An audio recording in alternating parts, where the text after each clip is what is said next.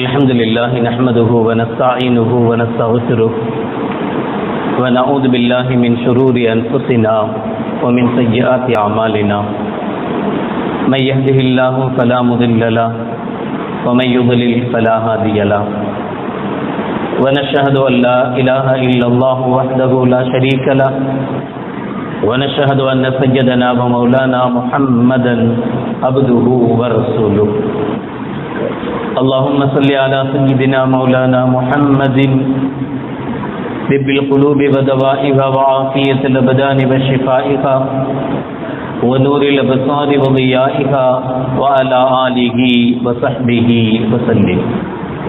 أما بعد فقد قال الله تعالى في القرآن العظيم والفرقان المجيد: أعوذ بالله من الشيطان الرجيم، بسم الله الرحمن الرحيم. وقل جاء الحق وزهق الباطل إن الباطل كان زهوقا. قال النبي صلى الله عليه وسلم: قل الحق ولو كان مرا، أو كما قال عليه الصلاة والسلام. صدق الله العظيم وصدق رسوله النبي الكريم. سبحانك لا علم لنا إلا ما علمتنا إنك أنت العليم الحكيم. رب اشرح لي صدري ويسر لي أمري واحلل عقدة من لساني يفقهوا قولي. إن أريد إلا الإصلاح ما استطعت وما توفيقي إلا بالله. புகழனைத்தும் அல்லாஹ் ஒருவனுக்கு உரித்தாகட்டுமாக.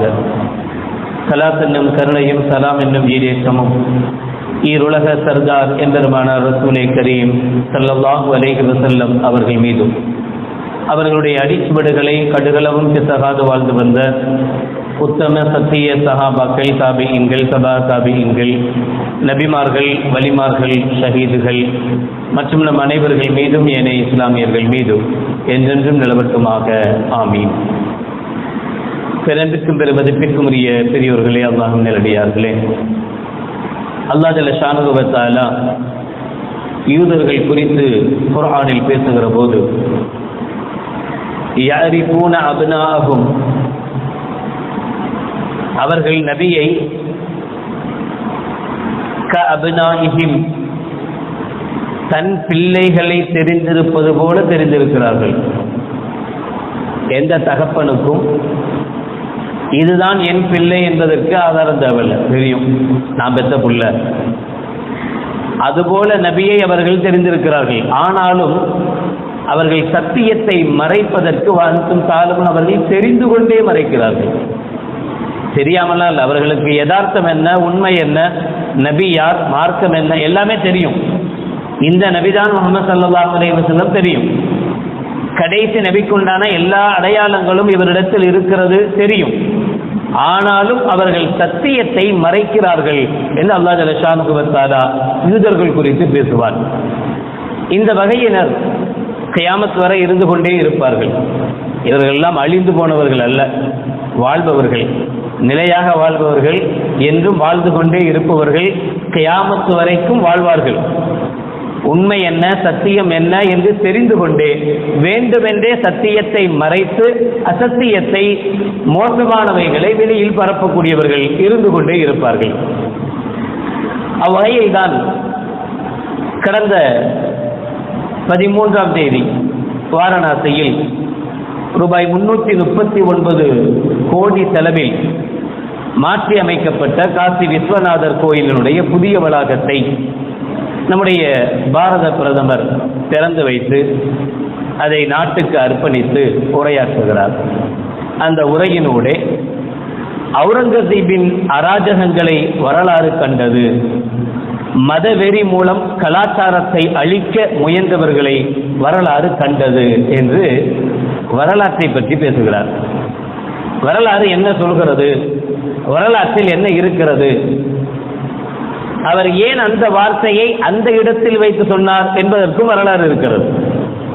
வேற எங்கேயும் அவுரங்கசீபை பற்றி தொடாத பிரதமர் ஏன் காசி விஸ்வநாதர் கோயிலில் வைத்து அந்த இடத்தில் வைத்து அவுரங்கசீபை தொடுவதற்கு, அவுரங்கசீப் சம்பந்தமாக பேசுவதற்கு என்ன தேவை ஏற்பட்டது என்பதற்கும் வரலாறு இருக்கிறது. உண்மை வரலாறு தான் என்ன, அவுரங்கசீப் அவ்வளவு மோசமானவரா? அவுரங்கசீப் மதவெறி பிடித்தவரா? யாரோ ஒருத்தர் ரோட்ல போறோம் சொல்லிட்டு போறது வேற, எவனோ ஒருவன் பேசுவது வேறு. ஒரு நாட்டினுடைய, அதுவும் சகோதரத்துவத்தை உலகத்துக்கே காட்டிக் கொண்டிருக்கிற ஒரு நாட்டினுடைய, இந்தியாவினுடைய பிரதமராக இருக்கக்கூடிய ஒரு பிரதமர் ஒரு வரலாற்றை திரித்து பேசுவது அபாண்டமானது, மோசமானது, அயோக்கியத்தனமானது, கண்டனத்துக்குரியது, மோசமானது. உண்மையில் கிபி 1526 1858 வரைக்கும் முகலாயர்கள் ஆட்சி செய்திருக்கிறார்கள் இந்தியாவை. அப்போது இருந்த இந்தியாவே வேறு. இந்தியா ஒளிர்கிறது, இந்தியா மிளிர்கிறது, இந்தியா வளர்கிறது என்பதெல்லாம் சத்தியமாக அந்த காலத்திற்குத்தான் சொந்தம். அந்த காலகட்டத்தில் தான் 1858 வரைக்கும் உண்டான காலகட்டத்தில் தான் உண்மையில் இந்தியா ஒளிர்ந்திருக்கிறது, உண்மையில் இந்தியா மலர்ச்சியை கண்டிருக்கிறது. ஜெர்மன் அமெரிக்காவினுடைய வரலாற்று ஆசிரியர் ஆண்ட்ரே கண்டர் பிராங்க் என்பவர் தன்னுடைய ரிவோரியன் குளோபல் எக்கனாமி இன் தி ஏசியன் ஏஜ் என்கிற புத்தகத்தில் 1998 ஒரு விஷயத்தை பதிவு செய்கிறார். அதில் அவர் சொல்றார், இந்தியாவும் சீனாவும் 18ஆம் நூற்றாண்டின் 2ஆம் பாதியில் பொருளாதார ரீதியாக உலகத்தில் ஆதிக்கம் செலுத்தியது உண்மைதான். அமெரிக்கா தான் இன்னைக்கு ராஜாவாக இருக்கு. ஆனால் அன்றைய காலகட்டத்தில் 18ஆம் நூற்றாண்டில் சீனாவும் இந்தியாவும் தான் பொருளாதார ரீதியாக ஆதிக்கம் செலுத்தியது என்பது உண்மைதான். இந்த காலகட்டத்தில் இந்தியாவை ஆண்டது முகலாய ஆட்சியாளர்கள்.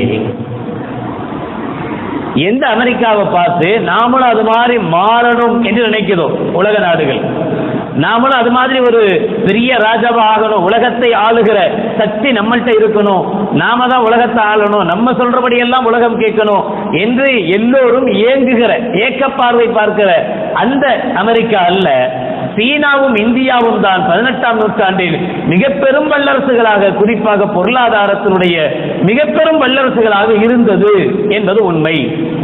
அப்படியானால் அந்த காலகட்டத்தில் இந்தியா எப்படி இருந்தது, எப்படி ஒளிர்ந்தது, அவுரங்கசீப் உள்ளிட்ட முகலாய ஆட்சியாளர்களுடைய காலத்தில் எப்படி இருந்தது என்பதை பார்க்கணும். உண்மையில் மதவெறி பிடித்தவராக அவுரங்கசீப் இருந்திருந்தால், மோசமானவராக அயோக்கியராக ஒரு அவுரங்கசீப் இருந்திருந்தால் 1658 அவர் மரணிக்கிற 1707 வரைக்கும் உண்டான 49 ஆண்டுகள் இந்தியாவை அவரால் ஆண்டிருக்க முடியாது. இன்னைக்கு இருக்கிற ஆட்சியாளர்கள் 5 வருடம், கடந்து போனால் இன்னொரு 5 வருடம், அந்த 2வது 5 வருடத்திலேயே முடிவு கட்ட ஆரம்பிச்சிடுறாங்க. அதுவும் இல்லைன்னா அந்த 2வது 5 வருஷத்துல எல்லாமே வெளியில தெரிஞ்சு போது 3வது 5 வருஷத்துல முடிவு கட்டிடுறோம் இல்லையா? ஆனால் அன்று ஒட்டுமொத்த கராச்சியிலிருந்து தமிழகம் வரைக்கும் உண்டான இந்தியாவை, பாகிஸ்தான், பங்களாதேஷ் எல்லாம் ஒன்றிணைந்திருக்கிற இந்தியாவை ஆட்சி செய்கிற, அதிகாரம் செய்கிற ஒரு மன்னர் 49 ஆண்டுகள் ஒரு நாட்டை ஆண்டிருக்கிறார் என்றால் அவரின் மீது மக்கள் வைத்திருந்த மரியாதை என்ன, மதிப்பு என்ன, எப்படிப்பட்ட மதிப்பும் மரியாதையும் இருந்தால் அவரால் அப்படி இருந்திருக்க முடியும் என்பதை யோசிக்கணும். வேற எங்கேயோ போய் தேடுவதை விட உடனே நமக்கு வரலாறு அவசியம் தானே, ரொம்ப முக்கியமாச்ச வரலாறுகள்லாம். நம்ம வரலாறு இல்லாதனால தான் இன்னைக்கு இப்படி இருக்கும். நான் இதே சேர்த்து மீளாதையே சேர்த்தே நினைச்சு பார்த்தேன். ஒவ்வொரு தடவையும் மீளாது கொண்டாடுறதும் இதுக்கு தான் போல தெரியுது. இல்லைன்னா கண்டிப்பாக கண்மணி நாயகம் ரசூலுல்லாஹி ஸல்லல்லாஹு அலைஹி வஸல்லம் அவர்களுடைய வாழ்க்கையிலேயும் எவ்வளவு பொய்களும் எவ்வளவு புரட்டுகளையும் யாராலும் சேர்த்துக் கொள்ள முடியும். அல்லாஹ் பாதுகாக்கணும். இந்த வரலாறுகளை விட்டதனுடைய விளைவு, அவுரங்கசீப் யாருன்னே தெரியாததனுடைய விளைவு இன்னைக்கு நாம இப்படி இருக்கிறோமோ என்று ரிசர்ச் பண்ண போதும்போது பிப்ரவரி 16, 2017 சமீபத்தில் 2017 பிப்ரவரி 16 அன்னைக்கு தினமலர் பத்திரிகையிலிருந்து வெளிவருகிற சிறுவர் மலரில் வந்த ஒரு கட்டுரை, அவுரங்கசீப் சம்பந்தமாக தினமலர் சிறுவர் மலரில் வந்த ஒரு கட்டுரை. நம்ம மற்றவங்கள்ட்ட போக வேணாம் இல்ல, தினமலர் ஒரு விஷயத்தை சொல்றதா இருந்தா அது எப்படி அவுரங்கசீப் சம்பந்தமாக தினமலர் பத்திரிகை அவுரங்கசீப் சம்பந்தமாக ஒரு விஷயத்தை சொல்கிறது என்றால் அது எப்படி இருக்கும் நம்ம யோசிக்கணும். நம்மளை பத்தி பேசினா, அப்துல்லாவை பத்தி பேசினா, அப்துல் காதரை பத்தி பேசினா தினமலர் எப்படி ஹெட்டிங் இடும், எப்படி தலைப்பிடும் நமக்கு தெரியும். அவுரங்கசீப் சம்பந்தமாக தினமலர் சிறுவர் மலர் சொல்கிறது, பொல்லாதவர், தந்தையே சிறை வைத்தவர், வரிகளால் வாட்டி வதைத்தவர், மதம் மாற்றியவர் என்றுதான் அவுரங்கசீப் குறித்து வரலாறுகள் பேசுகிறது. ஆனால் அவரின் உண்மை முகமே வேறு. வரலாறு அப்படித்தான் பேசுகிறது, அப்படித்தான் எழுதி வைத்திருக்கிறார்கள். அவர் மோசமானவர், தந்தையை சிறையில் அடைத்தவர், மதம் மாற்றியவர், வரிகளை திணித்தவர் என்றெல்லாம் எழுதி வைத்திருக்கிறார்கள். ஆனால் அவருடைய உண்மை வரலாறு வேறு. தனக்கென ஒரு வட்டத்தை போட்டுக்கொண்டு அதற்குள் வாழ்ந்தவர். இதுதான் அவர் மேல இருந்த பெரிய பிரச்சனையே. அவுரங்கசீபை ஏன் பிடிக்காம போச்சு என்றால், அவர் ஒரு வட்டத்துக்குள் வாழ்ந்தார். அதுதான் இஸ்லாமிய வட்டம். அவர் மார்க்க சட்டதிட்டங்களுக்கு உட்பட்டு வாழ்ந்தார். மார்க்கம் அனுமதிக்காத விஷயத்தில் அவர் போகல. மற்ற முகலாய மன்னர்களுக்கும் அவுரங்கசீப் ரஹ்மத்துல்லாஹி அலைஹி என்று சொல்லப்படும் அளவுக்கு வாழ்ந்த வாழ்க்கைக்கும் மிகப்பெரிய வித்தியாசம் இருந்தது. மற்ற முகலாய மன்னர்களை போல அவுரங்கசீப் வாழல. அவுரங்கசீப் அவர்கள் இஸ்லாமிய வட்டத்திற்குள் வாழ முனைந்தார்கள். இஸ்லாத்தை தாண்டி அவர்களால் போக முடியல. இதுதான் அவர் மீது இருந்த மிகப்பெரிய குற்றச்சாட்டு. அதனாலதான் பிடிக்காம போச்சு. அவர் நேர்மையானவர். ஷாஜஹான் தன்னுடைய தந்தையை 7.5 வருஷம் சிறையில் வச்சார். அவங்க அத்தா தான் ஷாஜஹான். மும்தாஜ் ஷாஜஹான், தாஜ்மஹால்லாம் பார்க்கிறோமே, அவருடைய 4 பிள்ளைங்கள்ல 3வது புள்ள தான் அவுரங்கசீப் ரஹ்மத்துல்லாஹி அலைஹி. 4 ஆம்பளை பிள்ளைங்கள்ல 3வது புள்ள அவுரங்கசீப் ரஹ்மத்துல்லாஹி அலைஹி. அத்தாவையே கடைசி காலத்துல 7.5 வருஷம் சிறையில் வச்சார். இதைத்தான் வரலாறு பேசு. சிறையில் அடைத்தார். சிறையில் தினமலர் சொல்கிறது. தினமலர் சொல்கிறது அவர் தன்னுடைய அத்தாவை, தன்னுடைய தந்தையை சிறையில் அடைத்தார் என்பது அவர் அரண்மனை சிறையில் வைத்திருந்தார். உங்களுக்கு தெரியும், சாதாரணமான குற்றவாளிகள் சிறைக்கு போறதுக்கும் அரசியல்வாதிகள் சிறைக்கு போறதுக்கும் வித்தியாசம் இருக்கு. ஒரு எம்எல்ஏ ஒரு எம்பியை கொண்டு போய் சிறையில் அடைக்கிறதா இருந்தா எல்லாத்தையும் அடைக்கிற மாதிரி அடைப்பாங்க. அவங்களுக்கு ஏசி ரூம் கொடுத்து, அவங்களுக்கு டெய்லி பேப்பர் கொடுத்து, அவங்களுக்கு செய்திகள் தெரிவதற்கு உண்டான டிவி கொடுத்து எல்லா வசதியும் செஞ்சு கொடுப்பாங்க. என்ன, அடுத்தவங்களுடைய பழக்கம் இருக்காது, அவ்வளவுதான். அதுக்கு பேர் சிறை. ஆனால் ஷாஜஹானை அவுரங்கசீப் சிறையில் அடைத்தார். எந்த சிறையில்? அரண்மனை சிறையில். அரண்மனையில ஒரு ரூம் எப்படி இருக்கும்? நாம வாழ்ற வீட்டை விட 9 மடங்கு இருக்கும். அதுதான் சிறைன்னு சொன்னாங்க. அதுக்கு பேர் தான் சிறை. வீட்டு சிறைன்னு சொல்றோமா இல்லையா? காஷ்மீர்ல ஃபரூக் அப்துல்லாவை வீட்டு சிறையில் அடைத்தார்கள். வீட்டு சிறைன்னு என்ன? வீட்டுக்குள்ள எப்போதும் போல இருப்பார், வெளியில வரக்கூடாது அவர். அதுதான் வீட்டு சிறை.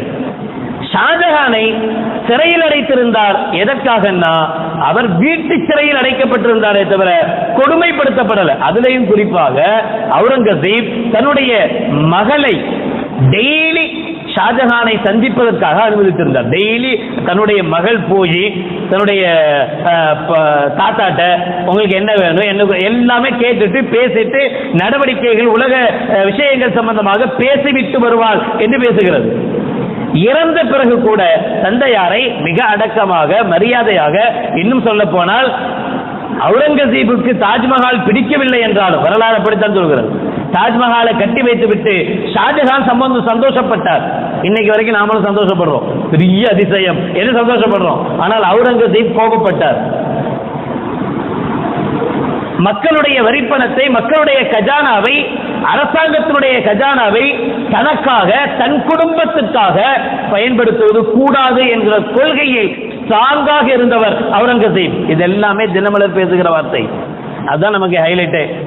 வேற யாரோ சொன்னாங்கன்னு இல்லை, தினமலர் சொன்ன வார்த்தைகள்.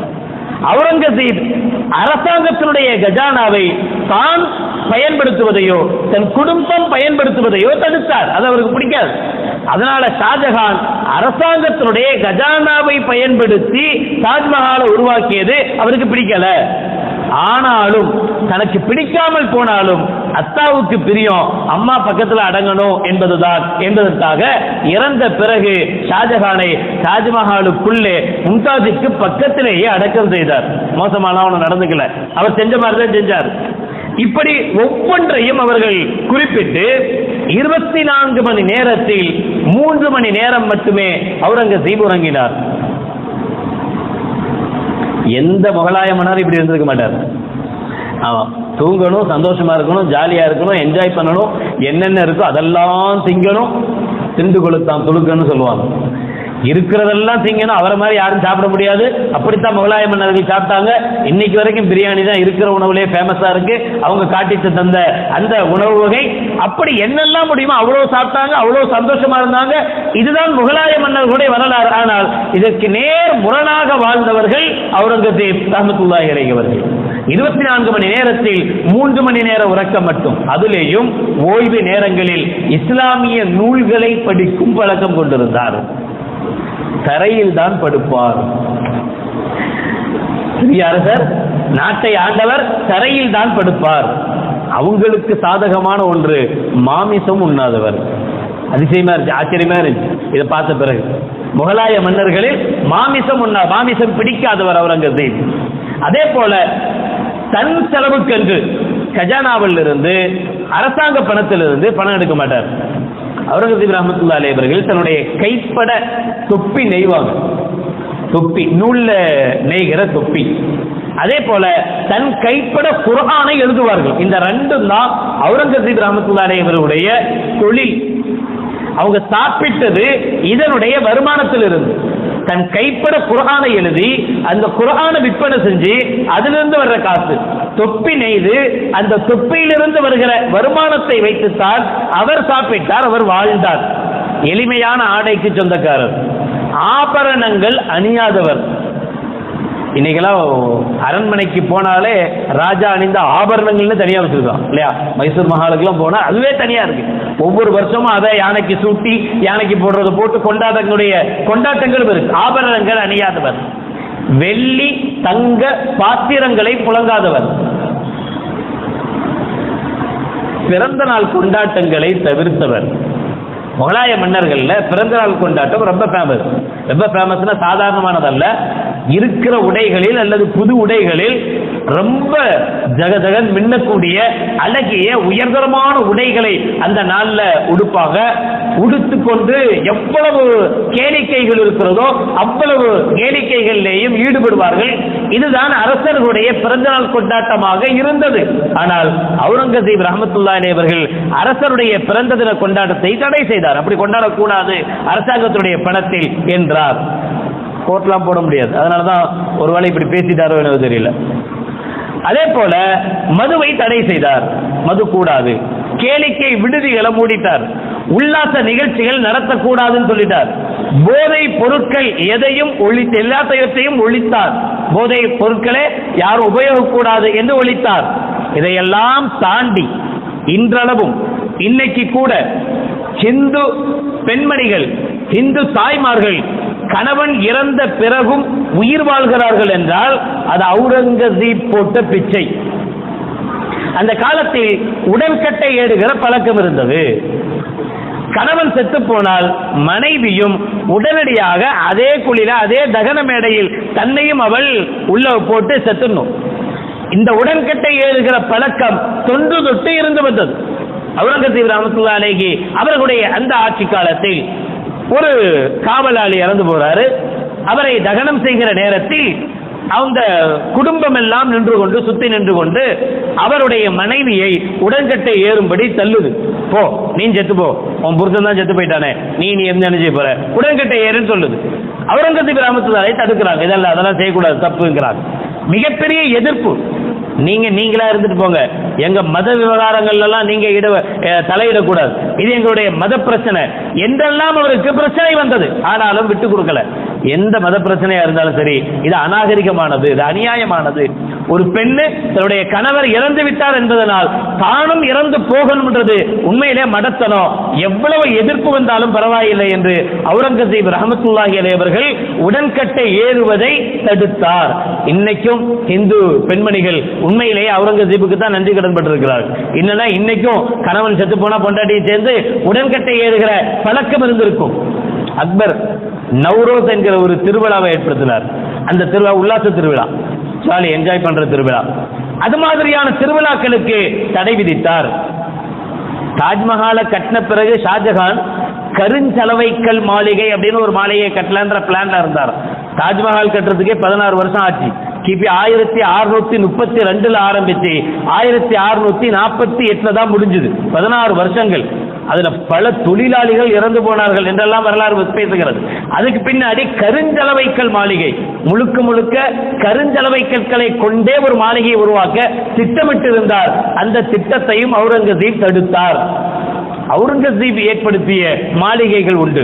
லாகூர்ல பாட்ஷாய் மஸ்ஜித் என்கிற ஒரு பள்ளிவாசல், கிட்டத்தட்ட மக்காவினுடைய வெளிப்புற பள்ளி இருக்குல்ல, உள்பள்ளி இல்லாம வெளிப்புற பள்ளி, அது மாதிரியான வெளிப்புற பள்ளிகள்ல மிக பெரிய மசூதி, பெரிய பள்ளி என்று போற்றப்படுகிற லாகூர்ல பாட்ஷாய் மஸ்ஜித், செங்கோட்டையினுடைய உட்புறத்தில், அரங்கத்துக்கு உட்புறத்தில் மோத்தி மஸ்ஜித், இது போன்ற விஷயங்களை அவுரங்கசீப் ஏற்படுத்தினார். பள்ளி வாயில்களை உருவாக்கினார். தனக்குண்டோ தன்னுடைய பொண்டாட்டிக்கோ தம் பிள்ளைகளுக்கென்றோ நினைவரங்குகளை அவர் ஏற்படுத்தல.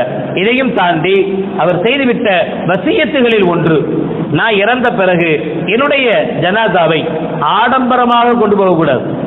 அரச மரியாதையுடன் தகனம் சொல்றாங்கல்ல, அது செய்யக்கூடாது. அரச மரியாதையோட எல்லாரும் அப்படி இதெல்லாம் கொண்டு போகக்கூடாது. அப்படி இல்லாம என்னுடைய நான் எவ்வளவு சேர்த்து வச்சிருக்கிறேனோ இந்த பணத்தில் இருந்து தான் என்னுடைய இறுதி சடங்குகள் நடக்கணும். கவர்மெண்ட்ல இருந்து, அரசாங்கத்திலிருந்து என்னுடைய இறுதி சடங்குக்கு 5 பைசா இருக்கக்கூடாது. அதை தாண்டி அதுக்கு மீறி என்னுடைய வருமானத்திலிருந்து நான் சேர்த்து வச்ச உழைத்த காசுகள் மீதி இருக்குது, அந்த மீதி பணத்தை எல்லாம் தர்மம் செஞ்சிடணும். எனக்காக எந்த நினைவு சின்னங்களையும் ஏற்படுத்தக்கூடாது. இதுவெல்லாம் அவுரங்கசீப் ரஹ்மத்துல்லாஹி அலைஹி அவர்கள் நடந்த நடைமுறை என்று தினமலர் பேசுகிற விஷயங்கள். கிபி 1707 மார்ச் 3ஆம் தேதி அதிகாலை ஃபஜ்ர் தொழுத பிறகு, தொழுகைக்கு பிறகு இல்ல, தொழுத பிறகு, ரெண்டு வித்தியாசம் இருக்கு.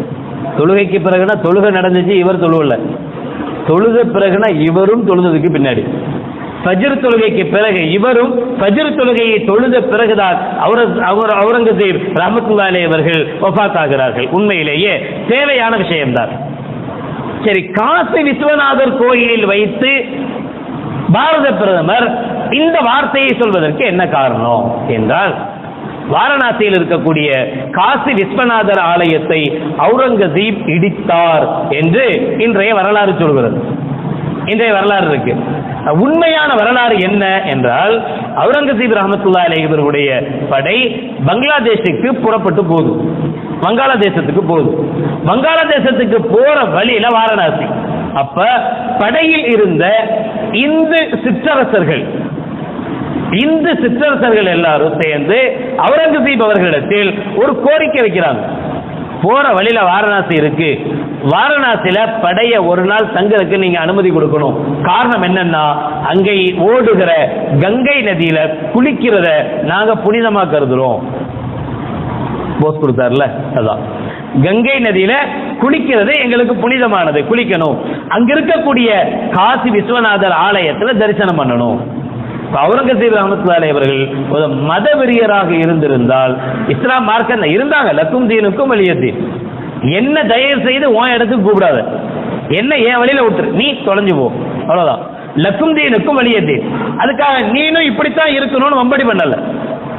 அவுரங்கசீப் ரஹ்மத்துல்லாஹி அலைஹி அவர்கள் அந்த இந்து சிற்றரசருடைய கோரிக்கையை ஏற்று படை போகிற வழியில் வாரணாசியில ஒரு நாள் தங்குறதுக்கு அனுமதி கொடுத்தாங்க. அந்த ஒரு நாள்ல இவங்க எல்லாரும் அவங்களுடைய மனைவிமார்களோடு, இந்து சிற்றரசர்கள் அவர்களுடைய, அதுவும் வரலாறு இப்படி சொல்லுங்க, மூடு பல்லக்கில், அந்த மகாராணிகள் எதுல போனாங்களா, மூடு பல்லக்கில், வெளியிலே தெரியாது யார் போறாங்க, அது மாதிரியான மூடு பல்லக்கில் வைத்து அனுப்பி வைத்தார். எதுக்கு? புனிதம் என்று கருதுகிற கங்கையில் நீராடுவதற்காக வேண்டி அவர்களுடைய இஷ்டப்படி அந்த காசி விஸ்வநாதர் கோயில்ல தரிசனம் செய்வதற்காக அனுப்பி வச்சார், அனுமதி கொடுத்திருந்தார். அந்த அனுமதியை பயன்படுத்தி இந்து சிற்றரசர்கள் வாரணாசியில தங்கினாங்க. வாரணாசியில இருந்து அந்த ராணிகள் எல்லாம் போய் கங்கையில போய் நீராடினாங்க. நீராடிட்டு திரும்பி வந்ததுல கஞ்சி ராணி, ஒரு ராணி மட்டும் திரும்பி வரல, ஆளை காணோம். முடிஞ்ச அளவு எல்லாத்தையும் விட்டு, படைகளை விட்டு முழுக்க ஆலயம் முழுக்க தேட விடுறார். எல்லா இடத்திலையும் தேடியும் அந்த ராணி கிடைக்கல. கடைசியா விஸ்வநாதர் கோயிலினுடைய சுவற்றில் இருக்கிற சிற்பங்கள் எல்லாம், கோயில்ல வரிசை சிற்பங்கள் இருக்கும்ல, அந்த சிற்பங்கள்ல ஒரு கணபதி சிற்பம், யானை, ஒரு கணபதி சிற்பம் மட்டும் கைய வச்சா உள்ள போகுது. எல்லாம் வரிசையா சிற்பங்களா இருக்கு. ஒரே ஒரு இடத்துல மட்டும் ஒரு சிற்பம் மட்டும் சுழலும் சிற்பமாக இருக்கு, ரவுண்ட் அடிக்கிறது. இது ஏன் ரவுண்ட் அடிக்குதுன்னு பார்த்தா அதுக்கு கீழே படிக்கல் போகுது. அந்த படிக்கட்டு எங்க போகுதுன்னு பார்த்தா காசி விஸ்வநாதனுடைய அந்த சிலையை எங்க வச்சிருக்கிறாங்களோ, அந்த பிரதிஷ்டை செஞ்சிருக்கிறார்களோ அதுக்கு நேர் கீழே அதனுடைய இடம் போய் சேருது. அதுக்கு கீழே தேடிக்கொண்டிருந்த மகாராணி இருக்கிறாங்க. கற்பழிக்கப்பட்ட நிலையில், மோசமான நிலையில், உயிருக்கு போராடிய நிலையில அந்த ராணி அங்கிருந்து மீட்கப்படுகிறார். மீட்டுட்டு வந்த உடனேயே இந்து சிற்றரசர்கள் எல்லாரும் அவுரங்கசீப்ட கோரிக்கை வைக்கிறாங்க. என்ன கோரிக்கை? எங்களுடைய வழக்கப்படி இந்த கற்பக்கிரகத்தினுடைய புனிதம் கெட்டு போயிடுச்சு. ஏன்னா எங்க சாமி இருக்கிறாரோ சாமியினுடைய காலுக்கு கீழேயே மோசமான வேலை நடந்து போச்சு. நீங்க காஞ்சிபுரத்தில் நடந்ததா இல்லையா? அது மாதிரிதான் இன்னைக்கு கீழேயே நடந்து போச்சு. அதனால இதனுடைய புனிதத்தன்மை கெட்டு போச்சு. சரி, என்ன பண்ணும்? புனிதத்தன்மை கெட்டதனால இங்க இருக்கக்கூடிய சிலையை எடுத்து வேற இடத்துக்கு மாத்திடணும். வேற இடத்துக்கு மாத்திட்டு இந்த இடத்தை இனி கோயில்னு சொல்லக்கூடாது. ஏன்னா அசிங்கமான ஒரு வேலை நடந்திருக்கு. செஞ்சவன் புரோகிதர், அங்கிருந்த ஒரு சாமியார், அந்த கோயிலுடைய புரோகிதர்னால் அந்த ராணி கற்பழிக்கப்பட்டார். சரி, அதனால அவுரங்கசீப் இந்து மன்னர்களுடைய, இந்து சிற்றரசர்களுடைய கோரிக்கையை ஏற்று அங்கிருந்த சிலையை எடுத்து வேற இடத்துக்கு மாற்றி வச்சுட்டு அங்கிருந்த கட்டிடத்தை இடித்தார். கோயில் சொல்லக்கூடாது, அவங்களே அதை கோயில் சொல்றது இல்லை. அங்கிருந்த ஏன் இடிச்சார்னா அவங்களுடைய வேண்டுகோளை ஏற்று அதனுடைய புனிதத்தன்மை கெட்டு போச்சின்னு சொன்னதனால அவர் இடித்தார். இதுதான் நடந்ததே தவிர யார் இடிக்கல? அவுரங்கசீப் இடிக்கல. இது சொல்றது யாரு? ஒரிசா மாநிலத்தினுடைய கவர்னராக இருந்த PS பாண்டே அவர்கள் இஸ்லாம் அண்ட் இந்தியன் கல்ச்சர் என்கிற ஒரு நூல், அந்த நூல்ல இதைவிட விலாவரியாக எழுதியிருக்கிறார். இந்த மேட்டரை என்னென்ன நடந்தது, எவன் போனா, என்ன ஆட்சி, யாரெல்லாம் வந்து கோரிக்கை வச்சாங்க என்கிற விவரங்களை இன்னும் விலாவரியாக எழுதியிருக்கிறார். ரொம்ப வசதியா போன ஒரு விஷயம் என்னன்னா, இங்க வச்சு பிரதமர் அவுரங்கசீப்பை பற்றி பேசுனது நல்லதா போச்சு. கோபப்படுறதுக்கோ வருத்தப்படுறதுக்கோ வேதனைப்படுறதுக்கோ ஒண்ணுமே இல்லை. உண்மை வரலாறு என்ன, சத்தியம் என்ன, உண்மையில் அங்கே நடந்தது என்ன, என்ன நிகழ்ச்சி நடந்தது? அவுரங்கசீப் உண்மையிலேயே மதவெறியராக இருந்தார்? இல்லவே இல்லை. எவ்வளவு இந்துக்களுக்கு நல்லது செய்ய முடியுமோ அவ்வளவு நல்லதும் செய்தார். இன்று வரை இந்து தாய்மார்கள் போற்றுகிற நன்றிக்குரிய நன்மகனாக அவுரங்கசீப் திகழ்ந்தார். உடன்கட்டை ஏறுவதை தடுத்தார் என்பதுதான் சத்தியமான வரலாறு, உண்மையான வரலாறு. அல்லாஹ் ஜல்ல ஷானஹு வ தஆலா சத்தியத்தை ஓங்கி ஒலிக்கும் பாக்கியத்தை நம் அனைவர்களுக்கும் தருவானாக. அசத்தியத்தை அல்லாஹ் அழிப்பானாக, சத்தியத்தை ஓங்கச் செய்வானாக. வாஹிரு தஅவானா அல்ஹம்துலில்லாஹி ரப்பில் ஆலமீன். அஸ்ஸலாமு அலைக்கும் வரஹ்மத்துல்லாஹி வபரகாத்துஹு.